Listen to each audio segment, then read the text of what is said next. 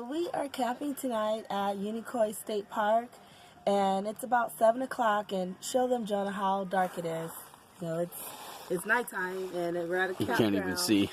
So we just want to show you that this camper has an amazing lighting system. Like, even though it's pitch dark, it's super bright in here. You can do whatever you need to do, make a cup of cocoa, coffee, cook your dinner.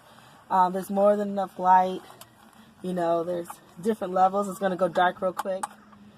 So that is pretty awesome to be able to have like everything you need and it be bright without bringing extra lighting for it. And you know, as we know, you got your microwave and your refrigerator.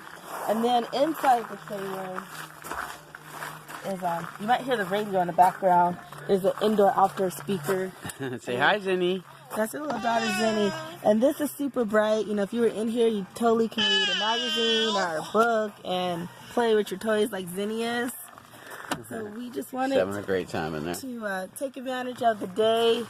It was wonderful today, very nice. It's going to rain tomorrow, so we're leaving.